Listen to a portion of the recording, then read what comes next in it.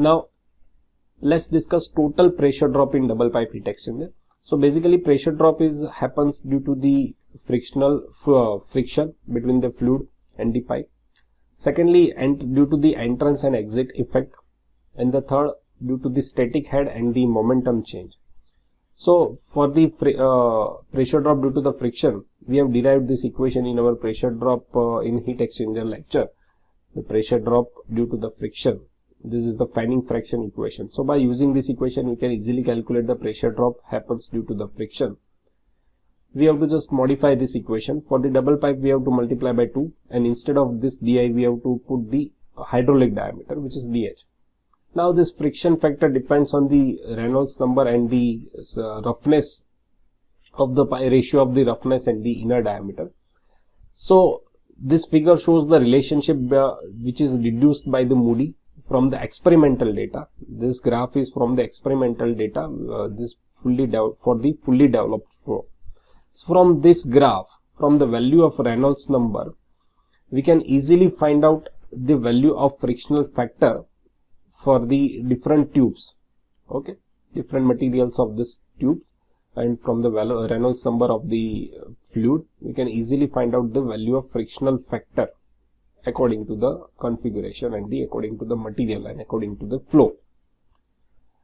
Now there will be a pressure loss due to the inlet and outlet of the nozzle, which can be easily estimated by this equation, Kc rho v square, or we can say that rho um square divided by 2. This represents the dynamic head. This rho u square by 2 is dynamic head. Kc is the constant, 1 at the inlet and 0.5 at the outlet of the nozzle. Static head loss can be calculated by density into delta H. For horizontal hairpin, delta H is the total difference in the elevation between the inlet and the outlet of the nozzle. Now, the result of change in the density in heating, the momentum increases from m mass flow rate m dot ui to the m dot uo. Okay. Therefore, the change in the longitudinal momentum must be balanced by the pressure difference applied to the acceleration of the stream between the inlet and the outlet of the exchanger passage. So the difference MUI minus M dot UO, so M dot would be common, UO minus UI. So this momentum change, this change in momentum can be compensated by the pressure difference in this cross sectional area, into the cross sectional area from which the fluid is flowing. Simplifying this term, we know the mass flux or flux velocity, which is m dot divided by mass flow rate divided by cross sectional area, or is equal to density into the velocity. So putting replacing using this equation, instead of m dot I can write g into AC, okay, remaining term as it is. Instead of UO, so instead of U I can write capital G divided by rho. So G would be common, so it is G square into AC, 1 upon rho O minus 1 upon rho I, delta PA into AC. So this AC would be cancelled. So we have delta P is equal to G square, 1 upon density out minus 1 upon density in. Okay, so it is important to note that available or permissible pressure drop is usually a dictating factor in the heat exchanger design. So it is important to note that available or permissible pressure drop is usually a dictating factor in heat exchanger design. So here we have, this is a pressure drop due to the change in momentum, and this is a pressure drop due to the static head pressure drop. This is a pressure drop because of pressure losses through the inlet and outlet nozzles, and this equation represents the pressure drop due to the friction. So the sum of all the pressure drop represents the total pressure drop in double pipe heat exchanger. Now let's talk about the arrangement of the hairpins. There are a different kind of configuration for the double pipe heat exchanger, like parallel, like counter, like series parallel arrangement are available. Here this is a parallel configuration. As you can see, one fluid is taken from the shell side. This is the shell, and moving from left to right in this pipe. Simultaneously, at the same time, one fluid from the inner tube is flowing from the left to right. So both fluid are flowing in the same direction. So it is parallel configuration. Here in counterflow configuration, as you can see, one fluid is take entry at this shell side, which is flowing from right to left. At the simultaneously at the same time, the fluid from the inner tube is flowing from left to right. So both fluid are flowing in opposite direction to each other. So this is a counterflow configuration.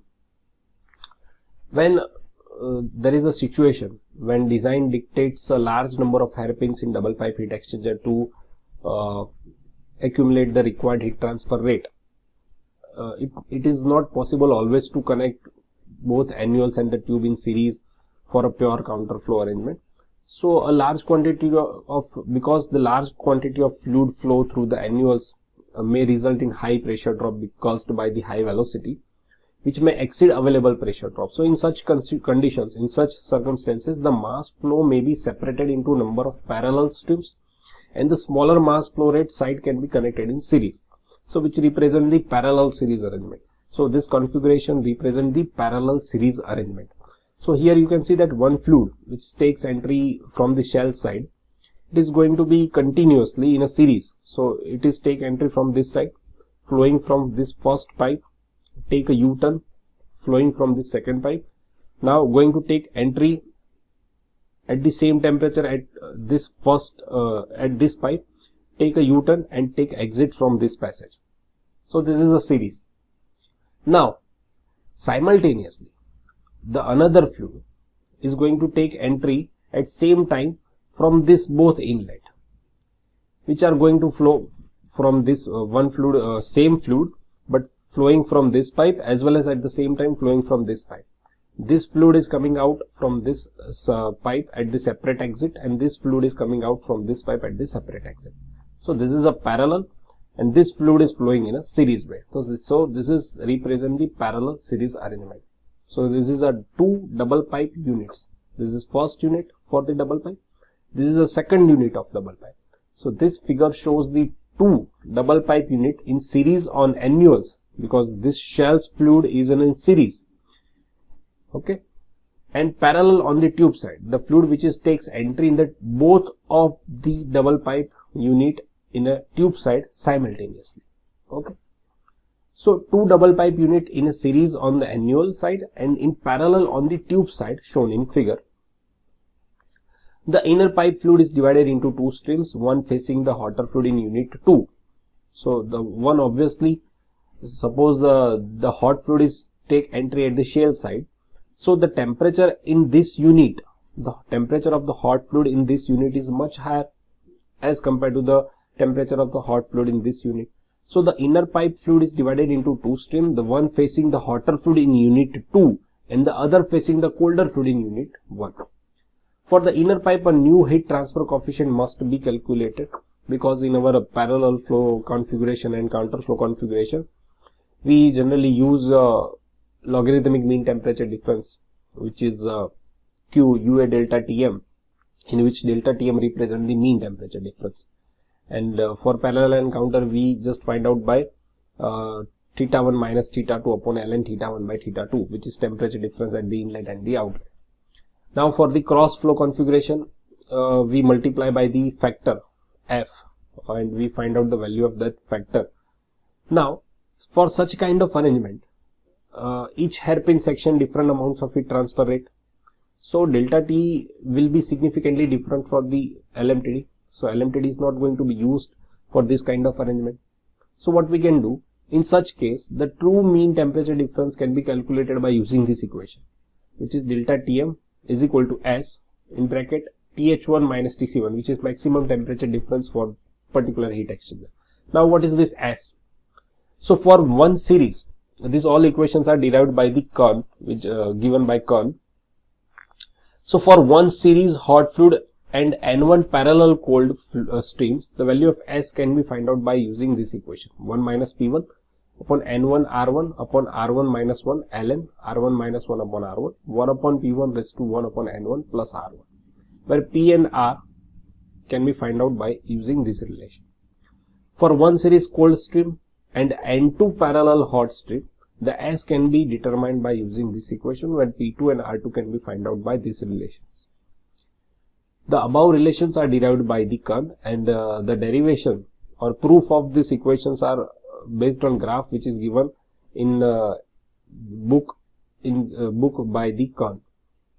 Okay, now the total rate of heat transfer can be expressed by Q is equal to UA delta T into this S, and the value of S according to configuration can be determined by using these equations.